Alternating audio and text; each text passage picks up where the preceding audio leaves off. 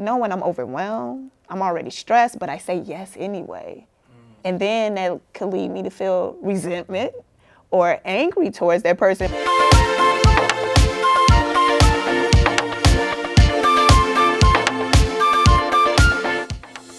Welcome everybody to another Family that Learns initiative. Today we have Zadora, who is a licensed clinical social worker, mental healer.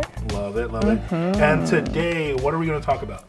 So we're going to get real about mental health, therapy, stigma, and the benefits. And we're going to talk about, what you can expect on that healing journey. Love it. And this is a two-parter, so if you guys want to watch the second one, or if you've already seen this one, you want to skip to the second one, by all means. But I think both these videos are going to bring some healing, some clarification, some thought.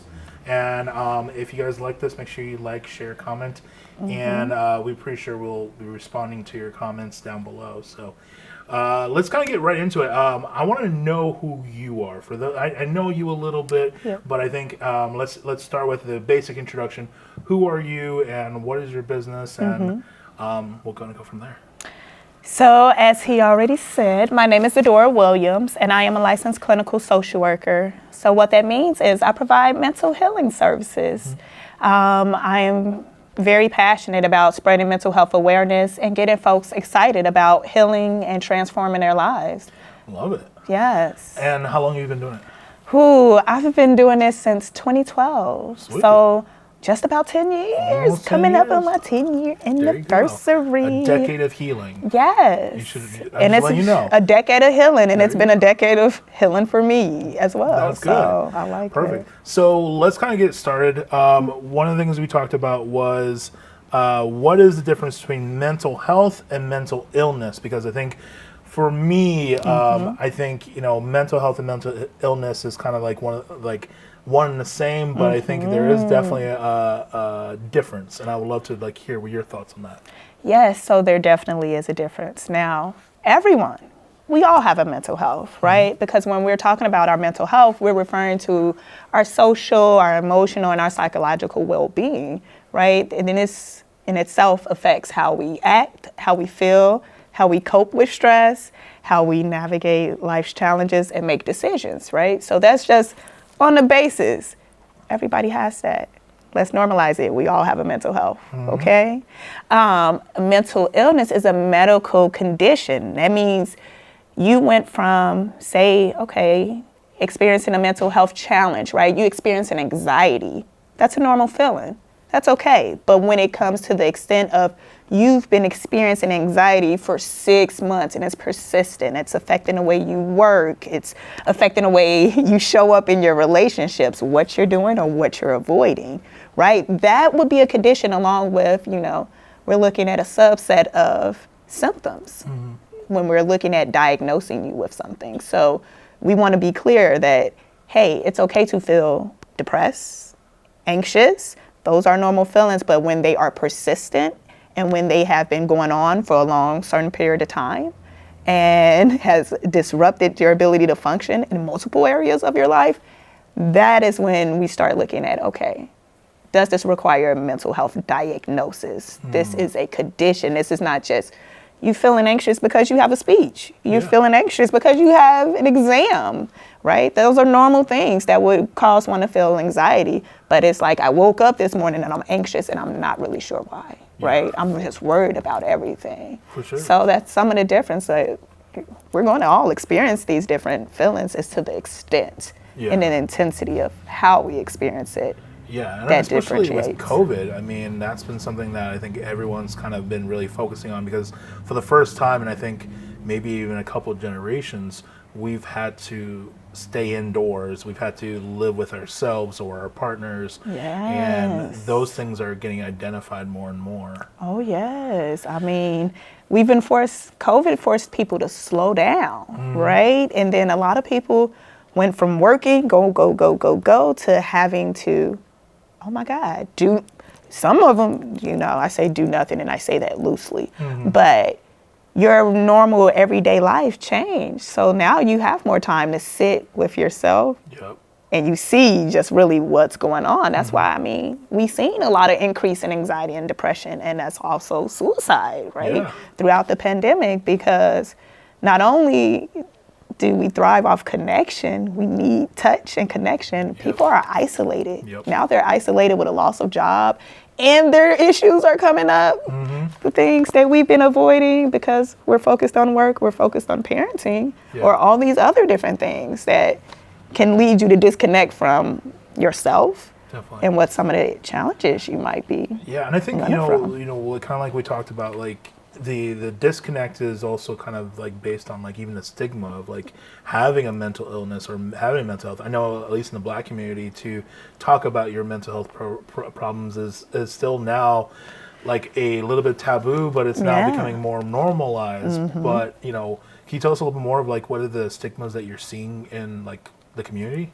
Right. So a lot of the stigma often revolves around feeling as though they're going to be judged. They're alone. Nobody is going to be able to fix me.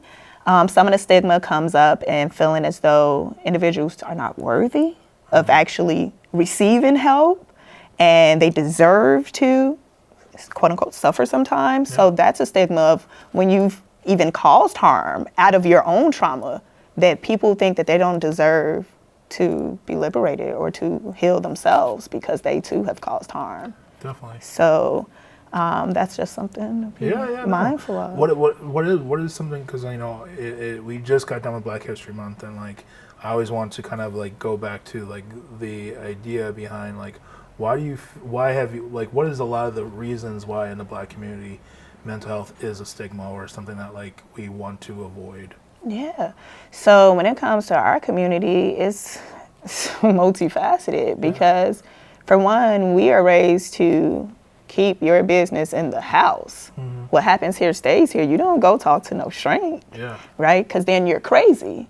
And if you're labeled crazy, then they'll take your kids away. And when we were talking about that, we're talking about like DHS, or sometimes people like to think it's social workers. It's not us, okay? We're different. Let me clarify. I don't want that on me.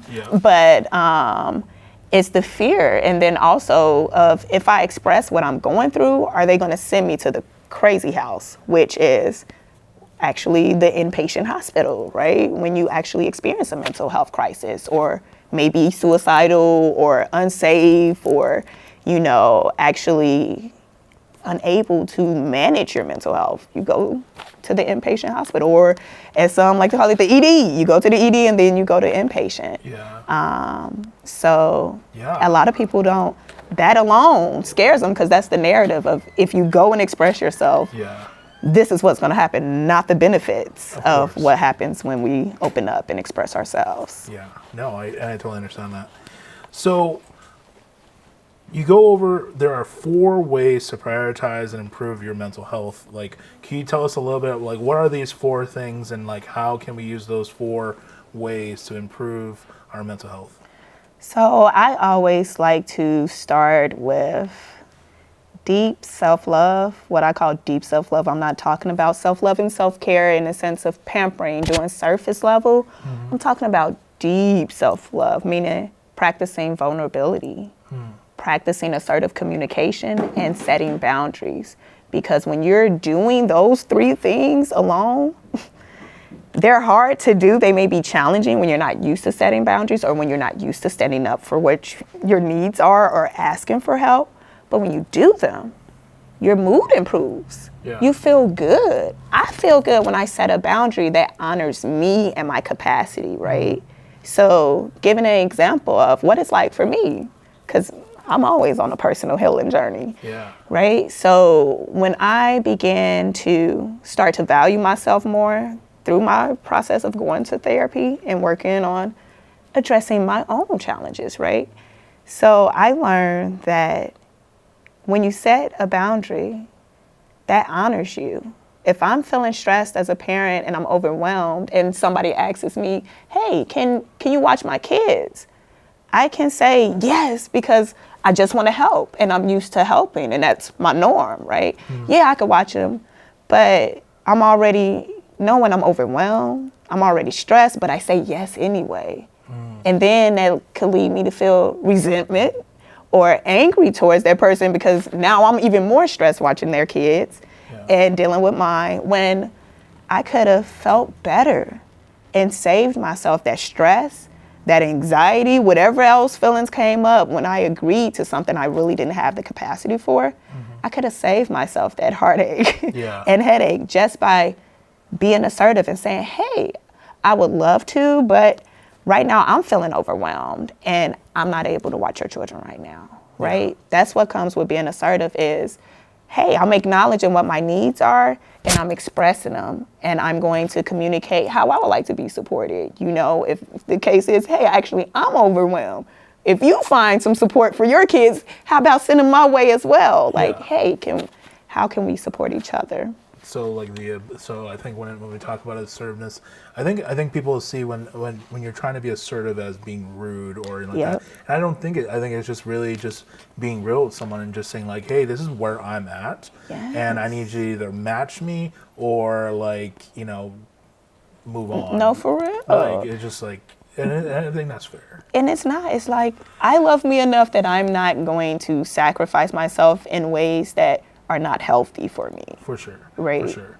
And I think that's I mean, I'm very much guilty of like, if someone needs something, I'm always going to be there. But in the same sense is like, if your cup is empty, how are you pouring anything into anybody? And whatever you are pouring, you're going to come from a place of loss or resentment. A deficit. It doesn't, you see how it can just create more issues because then it's like relationship issues. Now I've got resentment towards you. You don't even know it. Exactly. Because I overstepped my own boundary and said yes when I actually wanted and probably needed to say no. So that goes into our second one, which is? So when I say vulnerability, I want to really highlight expressing, being okay for asking for help. Because that's something, and when we talk about the Black community, that's something just we don't necessarily do with pride. Because it comes with shame to need help. So just being aware that, hey, it's okay to practice vulnerability and knowing that being able to communicate what you're expressing opens up your opportunity to actually be helped more or to actually have people support you. And that will lead us into the next one, which is the having just your mindset, reducing the dehydration of a negative mindset, really taking time to examine how are you looking at situations, right? What is even your outlet on your own healing journey, right? Do you feel like I can do it, or are you already coming into it like, yeah, I have a lot going on. Can't nobody help me. I'm a burden. Mindset is everything. So, you have to, even when you get ready to embark on that journey to improve your mental health, it's like looking at, okay, what is my mindset around my own well-being? How do I value myself? What do I think about my ability to change or to heal? So that's... I think it's the inner monologue. I think that's always been the struggle for a lot of people is that inner monologue. Sometimes it's not even just like your thoughts, it's what you either imagine people are saying or you things people have said to you, whether they're true or not, it's always going to be in the back of your mind. Right. So that's perfect. So we have, just for everybody to recap, so we have we have the deep self-care and love, which is practicing vulnerability, being assertive and setting your boundaries. Then we have, you want to be watering your mindset, staying away from the dehydration negative mindset, going into things with affirmations. You want to be owning what it is you want to accomplish already. And then number 3 is going to be, of course, journaling.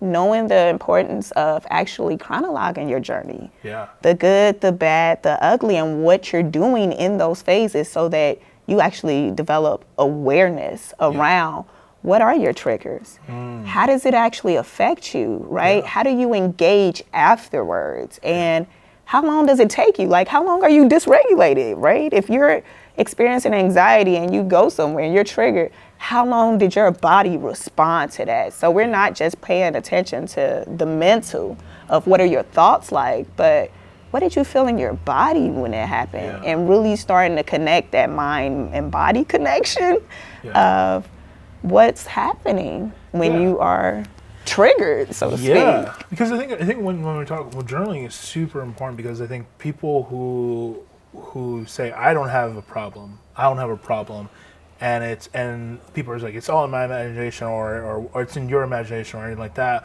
But then when people actually start noticing, I noticed it a lot, especially when like my eating habits. When I'm stressed, like if I were to like actually write down like what I'm eating, and I know in the back of my mind, I think it's just like, it's also one of those things. It's like it's your accountability, because you're sitting there like, well, you've been stressed and yet you've eaten an entire box of donuts. You had your large bag of gummy bears, and you're wondering why you have like 3 more pounds. Yeah. Yeah.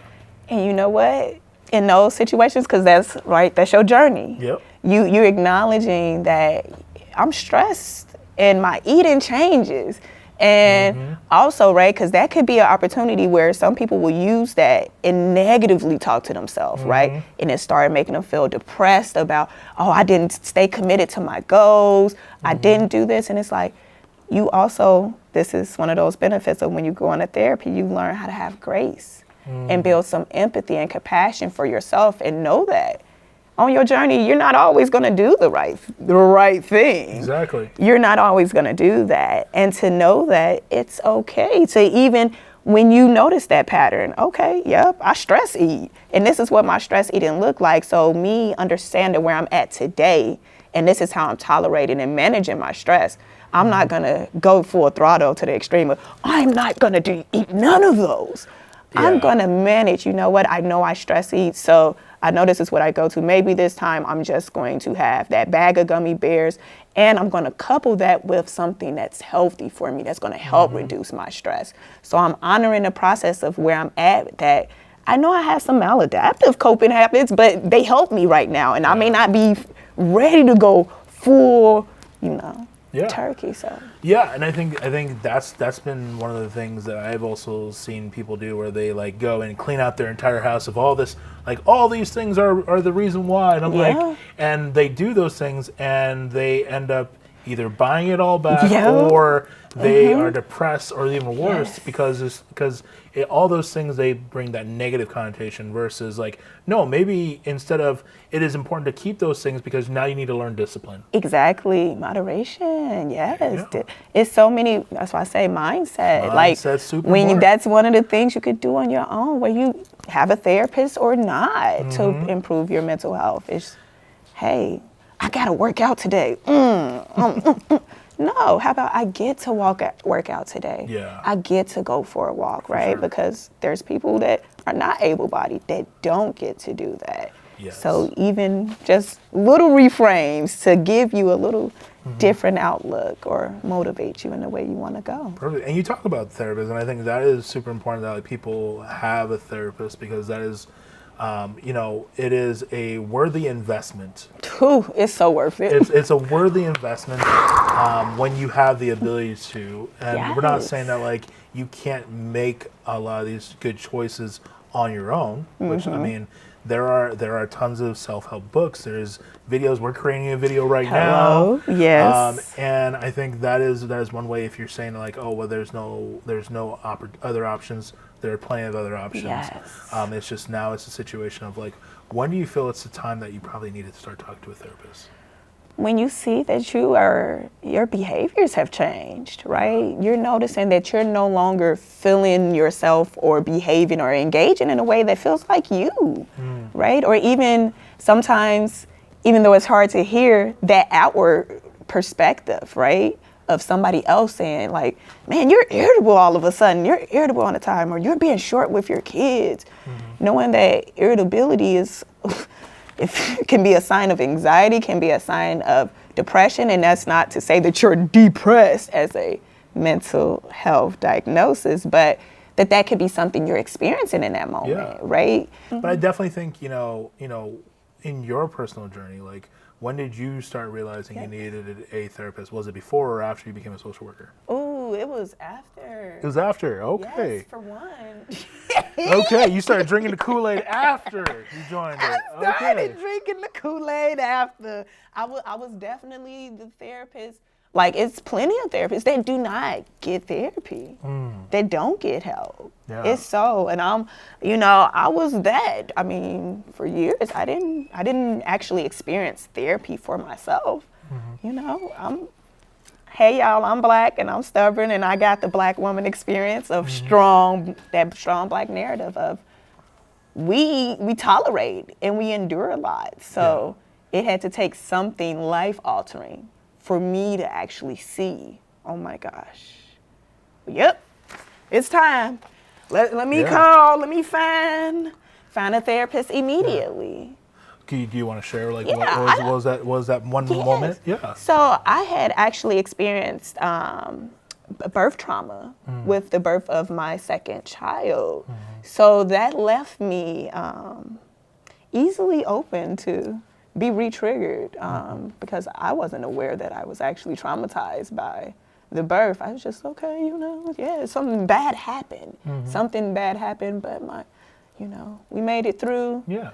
And it wasn't until I was, me and my best friend were both pregnant. Our babies were literally supposed to be 2 weeks apart, but my son came early via emergency C-section due to a placenta abruption. So for mamas out there, this is actually a big issue regarding the Black maternal health crisis of when a lot of women experience near-death experiences throughout their birthing process. And that's what I endured, and also my son endured. He also had to be resuscitated. And is it Nick, you baby? So we experienced a lot.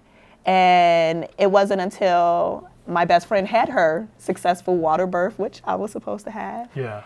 And I'm on my way to meet with my significant other at the time to pick him up from the airport, coming back from the death of my mother-in-law. So I was dealing with a lot. My mother-in-law had just passed, and near-death experiences. So much just trauma that you just so fast within 2 weeks, just not even processing. And I seen that picture my best friend sent me, and I was happy, and then it just hit me. I started crying. Yeah. I was just overwhelmed. I started thinking about my birth. I started seeing what I experienced. And that led me to actually act out of character and actually actually hit someone at the airport. Oh, wow. Yeah, so it actually led to an actual, and this is why I like to actually share little pieces of my journey, because you just never know when you're not dealing with your mental health or you're not even aware of how something affects you, and it can literally lead you into a criminal case. Yeah. Yeah. So I mean, it wasn't nothing like that. I ain't heard it like that, you guys. It was just, I was really triggered and definitely not myself. Definitely. And reacted out of that. Yeah. And that actually led me to be charged with assault. But guess what? My charges were dismissed. That's good. But yeah. So like, I think, I think one of the big things that's happening right now is we are all living in this rat race, and I'm always going to blame social media, because I feel that the idea that we have to hustle hard, we have to hurry up, the Joneses are catching up, or they've beaten us and we're being beaten, and all these things, and the motivation talks I see online is don't be a wimp, or forget about your feelings, and it doesn't matter, and all these things. And I'm just, and it really bothers me in a sense, because it's just I get that mentality in a sense, because it is good to be motivated when you are down. But in the same sense, when you are not well, it can be very much a poison. Yes. It can also be, it's kind of like joining the wrong gang. No, for real. It could just keep you in a downward spiral. It's important to know, when you are, experiencing mental health challenges, it's important who you have around you. Because they literally can help, bring you out of it, or they can help keep you in that gloomy place. Definitely. So, I appreciate all these tips and things that we can do. You know, what do you feel is like one of the biggest barriers in the doing of the work? Because I think everybody thinks about like, okay, things were bad, and then our goal is to get to where things are normal or better. Yep. But like, what are some of the like barriers that you've seen either with your clients or Yep. in your own personal journey, that like barriers that like that either prevent you or keeps you or hurts you during doing the work phase? Yeah, so I would say some of the barriers, one of the biggest barrier is that when people begin to heal and they begin to change and transform the way they showing up in their relationships or the way they're showing up for themselves, it's not always welcomed or accepted, right? So sometimes, like, for example, if you're actually doing that deep self-love and care and you're practicing being assertive and setting boundaries, and that person you're setting them with doesn't respect your boundaries, right? You can easily go back to the place of, see, I knew this wasn't gonna work. Yep. Y'all, I'm out here being vulnerable for nothing, looking like a fool. Yeah. Right? Because that's what it feels like when Yeah. you express, hey, I'm experiencing a lot of depression right now. I'm feeling really depressed. And I would really like for somebody to come to my house and sit with me. And somebody's like, oh yeah, I've been depressed. And no, you don't need nobody there with you. You can figure that out on your own. Yeah. You know what I'm saying? So I forgot the question. No, that is a barrier. Oh yeah, okay, that's what it was. The barriers. Yeah, no, you're good. You're good. So yeah, I think the diagnosis of sitting there and saying, you know, oh my gosh, I lost my thought for a second. You got me. You It's got me too. me. I'm sorry. No, I'm you're good. contagious. You're good. You're good. Dan, do you remember what she was just saying? I totally forgot. I remember. What did you just say? The barriers of that the work you're be- doing won't be okay. well received. It Yeah, doesn't.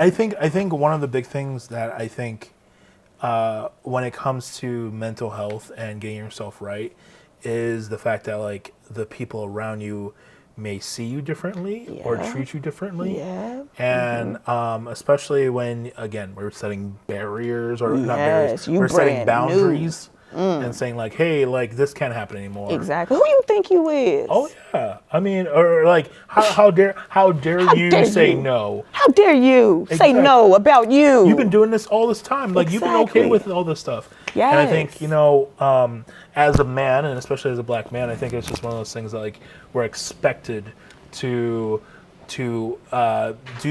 be.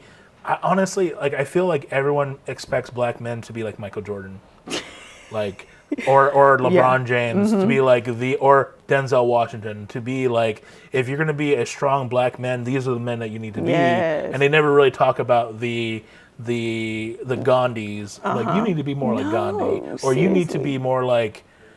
Oh man, see, now I can't even think of it like a good, nice men. I know. But, you know, but really, But it's one of like those these stigmas. icons that don't necessarily reflect it only reflects a certain image of strength, Yeah. not the strength of what it looks like when a black man is vulnerable, Mm. when it looks like when a black man is actually centering himself and his Mm-hmm. healing and setting healthy boundaries. They don't show those images, or as those memes circulate, when it's actually the crying Michael Jordan, or when it's the crying Exactly. Tyrese, or Yep. you know, when they're like, when men are actually being vulnerable and Yeah. crying, y'all And think it's it's a a meme. joke. It's a meme It's now. funny. Yep.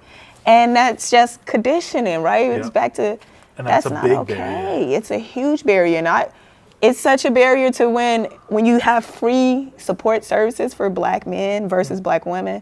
Like, I lead a support group. Baby, the black women signed up by Yeah. the droves of the group. For one, it was a wait list. It's Yeah.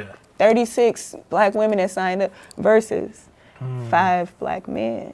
And it's like, this is free services. Black women eat that up. They're like, we Yeah. want our healing. But it's like, there's still so much stigma when Yeah. it comes to even being able to connect and get black men to prioritize themselves, to even reconnect with themselves away from their roles as dad or husband. Yeah. It's interesting. So like, and I think, you know, when we talk about other barriers, you know, one of the big barriers, not to just create a gender roles or anything like that, but Yeah. one of the big barriers, of course, is like people say is like cost.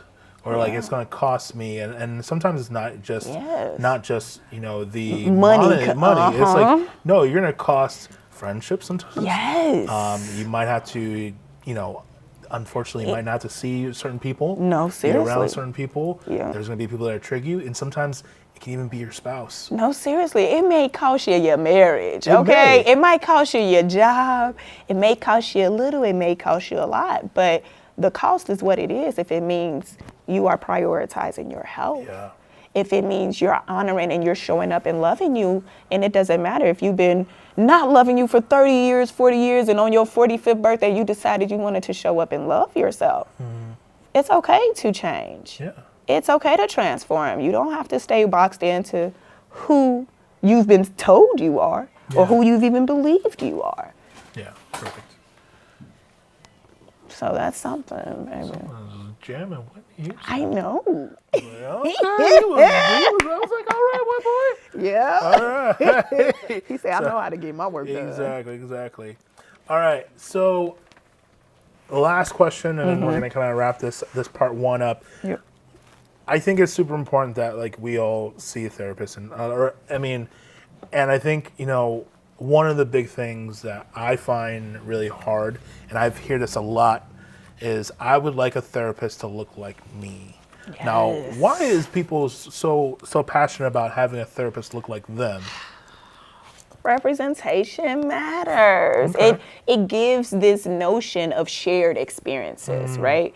So for Black folks, it's like, I want a Black therapist because I won't have to re-explain the Black experience. Because I could tell you for Black folks that I serve that have had white therapists, that's what they also describe. It's like, I don't feel like I actually get what I came here for because I'm having to break down these levels of culture or of how we exist, of explaining why we are the way we are or why I'm doing this the way I'm doing this, So it becomes a education session rather than a healing session for them. Yeah. So that is one of the reasons why, and then to know that just because they look like you don't mean that they do have the same background Exactly. as you, and you may actually encounter therapists that won't actually say how they identify, right? Yeah. They may look Black, but they may not be Black. Yeah. And they may not, they may look Black, but they may not be African American, or they may not look how they present.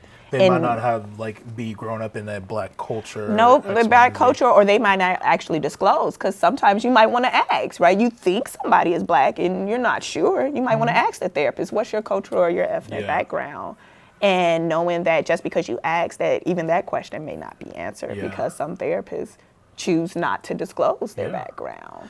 So, and I see the why and Yeah. why not they should explain. But so what are some questions that we should be asking our therapists, even if because I know for a fact that there are tons of Black therapists that I know that are just like, my wait list is ridiculous. No, all of our, baby, I ain't even practicing in this time. And baby, my phone ain't stopped. Yeah. People don't care. They know I'm not practicing right Exactly. now, and they still call it. Exactly. So, But yes. what are some questions that we should be asking a therapist that is not might not represent you, but I do believe, especially nowadays, a lot of therapists are trying to be very sensitive to understanding other cultures and everything like that. What are some questions we should be asking a therapist right off the gate, whether you're Black, white, Yep. Asian, Hispanic? What are some questions we should be asking to get a better understanding of if this therapist is right for me? Yeah, so for one, the question you should be asking first is, who are you and what type of help supports you? Like, what type of style? Do you like a clinician? Would you like somebody that's more direct in their approach? Or would you like somebody that's more relaxed? Sessions may be unstructured rather than, hey, we have a set theme of this is what we're working on every week, right? So you have to know you and what type of support works best for you. Do you need somebody with a gentle approach? Do you need somebody who's firm? And also taking the time to ask them about what's their background? What approach do they have, right? How many years experience do you actually have dealing with, if you're coming in and you're like, hey, I'm Black and I'm dealing with microaggressions and racial trauma in the workplace? What are your experiences dealing with that? What Yeah. training do you have? How are you going to be able to support me?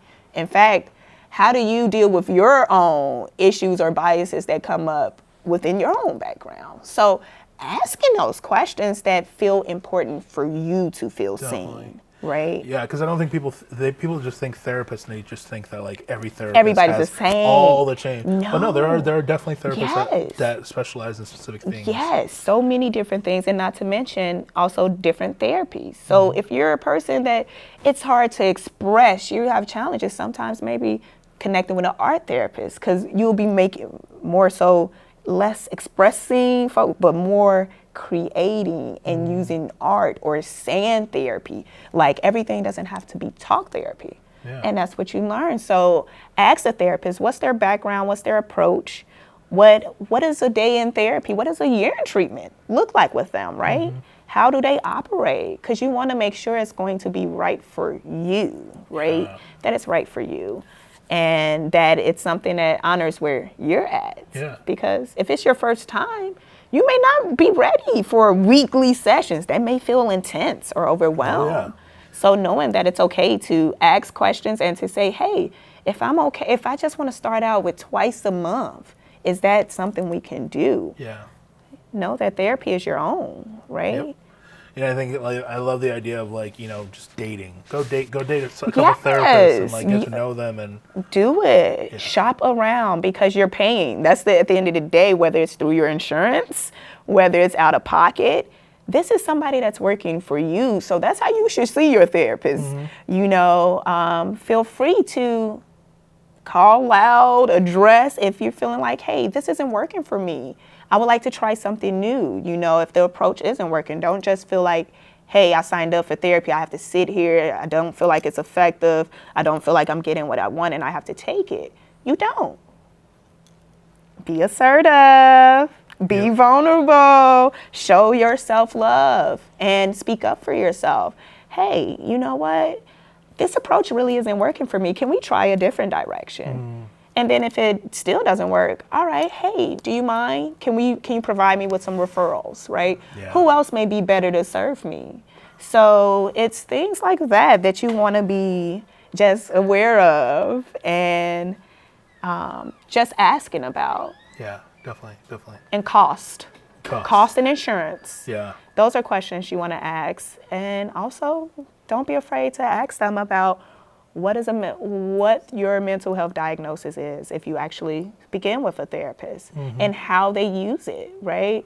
What is it? How does it come to be? Just so you're not in the dark or feeling as though you don't even know what treatment you're getting or what you're being treated for, Yeah. or even how it's being used, Yeah, for right? sure. Because there's a lot of stigma around mental health diagnosis and how they're used, whether in the workplace or school systems. So feel free to ask all the questions because that's what that consultation is for. No sure. question is a bad question. Perfect. All right. So I think this is going to be perfect for part one. Okay. For those of you who are watching, if you have any questions about mental health, we always suggest, putting comments down below. You can also go to your website. Yes, www.sankofacenterforhealing.com. Perfect. And then you can also follow you on Instagram, which is? Sankofa_CFH. And Sankofa is SANKOFA_CFH. Thank Perfect. you. And we'll put, of course, all these links down in our Instagram or in the description so you can connect with Isadora. But, one of the big things is like, what are some things that you would like to promote about like your company that you're working with? Like, what are some things that how they can help people who are getting into the journey of getting their mental health corrected? Yes. So at Sankofa Center for Healing, know that it is a side-by-side guided journey. I'm here to support you alongside your journey, using my decade of experience, but also my lived experience Yeah. as an individual who has experienced mental health challenges, who has had mental health diagnosis, and who has healed from them, through them, backwards, relapse, go back, Yeah. It's a journey. So I just want you to know that that's the that's what I bring, is this experience of understanding nothing is perfect, and just wanting to support others and get them excited about healing, because although it may be discomforting, it could be well worth the journey. Love it. All right, guys. So that's the end of part 1. See you guys in a little bit. Make sure you like, share, comment down below. And we're going to get back to you in part 2 in a couple seconds. See you soon. But we need to be dealing with our body, because baby, when the anxiety hits you, what takes over? That bodily, your physiological response, right? You might feel your heart rate increase, your stomach start getting upset. So you want to be able to actually regulate and get back grounded in your body first,